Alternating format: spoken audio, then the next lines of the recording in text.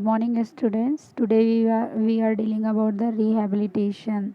Rehabilitation, that means helping those people who are unable to properly functioning of his or her body.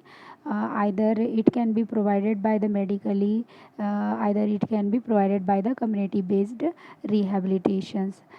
So. Uh, जल्दी से start करते हैं कि ये होता क्या है। तो इसका रिहेबिलिटेशंस का जो कॉन्सेप्ट है वो किस चीज़ पर डिपेंड है।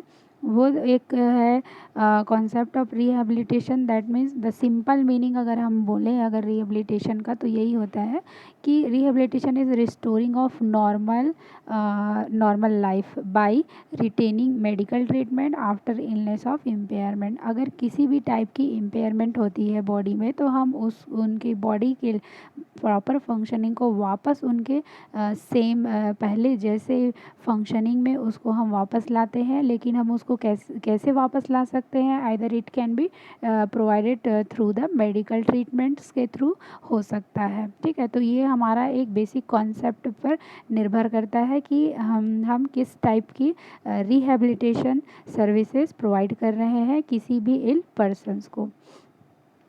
और दूसरे शब्दों में अगर हम बोलें कि रिहेबिलिटेशन क्या होता है, तो सिंपल मीनिंग है रिस्टोरेशन ऑफ इंडिविजुअल और पार्ट टू नॉर्मल और near normal functioning after a disable disease, injury, addiction और इम्प्रिजनमेंट। दूसरे शब्दों में अगर हम बोलें तो रिस्टोरेशन का मीनिंग यही होता है कि किसी भी इंडिविजुअल पर्सन्स को उसके नॉर्मल पार्ट ऑफ फंक्शनिंग तक लाना, अदरवाइज उस प्रॉपर फंक्शनिंग तक लेके आना जिसमें वो अपने बॉडी पोर्शंस को प्रॉपरली यूज़ कर सके, प्रॉपरली उसका बॉडी फंक्शनिंग हो सके। किसी भी इंजरी या किसी भी डिसीज़ से अगर वो अनेबल हो गया है, पर्सन अनेबल है काम ना करने में और फंक्शनिंग ना कर पाने में, तो उसको इस टाइप की थेरेपी प्रोवाइड करना, रिहेबिलिटेशन सर्विसेज प्रोवाइड करना कि उसकी बॉडी जो है एक प्रॉपर फंक्शनिंग के नियर आ सके या फिर पूरी कंप्लीटली ही प्रॉपर फंक्शनिंग हो सके। Now, rehabilitation nursing is an improvement and essential part of the comprehensive nursing also. Rehabilitation nursing is ideally start in a moment a patient enter into healthcare system. However, the rehabilitation programs may take place in the special units of hospital or independent center in the community. Now the definition according to WHO हम बोल सकते हैं कि rehabilitation एक combine और coordinative medical treatment है जिसमें हम या तो मेडिकल भी ट्रीटमेंट प्रोवाइड कर सकते हैं, सोशली रिहैबिलिटेशन भी करते हैं, एजुकेशनल रिहैबिलिटेशन, वोकेशनल रिहैबिलिटेशंस को यूज़ करते हैं। ये इसीलिए इसको कंबाइन बोला गया है क्योंकि ये जो 4 बेसिक कॉन्सेप्ट है उसको इसमें यूज़ किया गया है। और इस टाइप के जो मेजर्स होते हैं इसके थ्रू हम किसी भी इंडिविजुअल पर्सनस को जो अनेबिलिटी से अफेक्टेड है या इलनेस से अफेक्टेड है उनको हम ट्रेनिंग रीट्रेनिंग कर प्रोवाइड करके उनके हाईएस्ट लेवल ऑफ फंक्शनिंग या highest level of functioning ability को हम इम्प्रूव कर सकते हैं।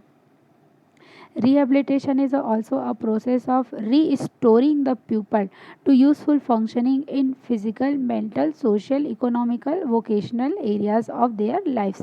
किसी भी persons को हम उनके इन सारे areas तक उनको ऐसा रिहेबिलिटेशन प्रोवाइड करते हैं कि वो इन सारे एरियाज़ को कवर कर सके अपनी लाइफ को लिव करने में। जैसे कि फ़िज़िकल हो गया, मेंटल, सोशल, इकोनॉमिकल और वोकेशनल एरियाज़ में। वो जैसे कि फ़िज़िकल बोला, दैट मीन्स कि फ़िज़िकल बोलने का मतलब है कि उनका बॉडी प्रॉपर फंक्शनिंग हो रहा है या नहीं, तो उसके लिए क्या ज़रूरी है कि उनको हम फिजियोथेरेपी प्रोवाइड करें। ये भी एक टाइप का रिहेबिलिटेशन है। अब मेंटल के लिए अगर कोई साइकेट्रिक पर्सन है जो मेंटली अफेक्टेड है उसको हम क्या कर सकें, मेंटली साइकोथेरेपी हम उनको प्रोवाइड करेंगे।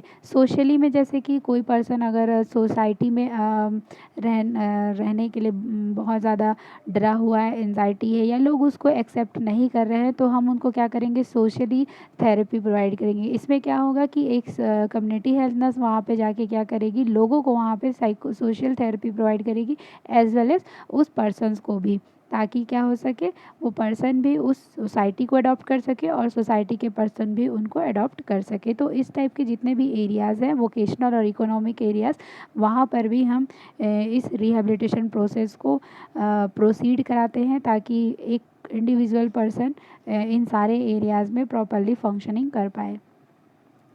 इसके ऑब्जेक्टिव्स क्या क्या हैं, क्यों हम रिहैबिलिटेशन नर्सिंग जो है रिहैबिलिटेशन सर्विसेज लोगों तक पहुंचाएंगे, वो इसलिए ताकि हम जितने भी पर्सन्स अफेक्टेड हैं किसी इलनेस से और उसकी वजह से उनका बॉडी फंक्शनिंग प्रॉपर नहीं हो पा रहा है या वो मेंटली इल होने लगे हैं उससे, ठीक है, तो इन सारे चीज़ों को रीस्टोर करने के लिए इनको रीस्टोर करने के लिए इन रीस्टोर क्या, रीस्टोर द फिजिकल एबिलिटी, ठीक है, mental ability, social abilities, economic abilities और वोकेशनल एबिलिटीज़ को। दूसरा, इससे हम प्रिवेंट कर सकते हैं किसी भी डिसेबिलिटी और हैंडीकैप को। डिसेबिलिटी हो ही गई है या इलनेस है ही, लेकिन वो पर्सन फर्दर और कोई बड़ी डिसेबिलिटी में ना चला जाए, इसको प्रिवेंट करने के लिए हम ये रिहैबिलिटेशन प्रोवाइड करते हैं। Next, protect the persons ability, persons की एबिलिटी को प्रोटेक्ट करने के लिए, उनमें कॉन्फिडेंट को गेन करने के लिए। Assist the person present ability, ये जानने के लिए कि अभी उनमें कितनी एबिलिटी है, कितने वो सक्षम है अपने कार्य को कर सकने में, एबल है या नहीं है। इसका प्रिंसिपल क्या कहता है, इसका प्रिंसिपल कहता है कि रिहैबिलिटेशन जो है किस तरीके का होना चाहिए। तो every should begin during the initial contact with the patient, ये हम कब स्टार्ट करेंगे, जब हम रिहैबिलिटेशन तब स्टार्ट करेंगे जब हम पेशेंट के डायरेक्ट कांटेक्ट में आएंगे। जब तक हम उनके डायरेक्ट कांटेक्ट में नहीं आएंगे, हम उनको एक इफ़ेक्टिव रिहैबिलिटेशन सर्विस प्रोवाइड नहीं कर सकते। तो it should be begin during the initial contact with the patient. Next, restoring the patient to independent or regain his pre-illness, pre-disability level of functioning in a short as a time of as possible. Maximising independency को increase करने के लिए, person की independency को क्या करना, increase करने के लिए ये जो इंक्रीज़ हो सके ऐसा रिहैबिलिटेशन हमको तैयार करना है ताकि हम उनके लिमिटेशन और डिसेबिलिटी दोनों को कंट्रोल दोनों को इम्प्रूव कर सकें। Realized goal based on individual patient assessment and to guide the rehabilitation program. Realize he must be an active participant, ज़रूरी है उनका पार्टिसिपेशन, बिना उनके पार्टिसिपेशंस के नहीं हो सकता। तो ये हमको इंश्योर करना है कि पर्सन जो है वो खुद से आकर पार्टिसिपेट करने में सक्षम है या नहीं है। Activity of daily living are facilitated, जितने भी डेली लिविंग फंक्शनिंग होती, जितने भी डेली लिविंग एक्टिविटीज़ है उन सारी चीज़ों को इसमें फंक्शनिंग कराना चाहिए। So the individual with the disability is encourage to wear his cloth, enhance self esteem, that is also dignity. Patients को इंस्ट्रक्ट करना, इसका प्रिंसिपल इसलिए ऐसा बोल रहा है ताकि हम लोगों को या फिर अफेक्टेड पर्सन को एनकरेज कर सके कि उनकी एबिलिटी कितनी है और वो अपने से और कितना एबल हो सकते हैं अपने वर्क को प्रॉपर फंक्शनिंग या अपने बॉडी को प्रॉपर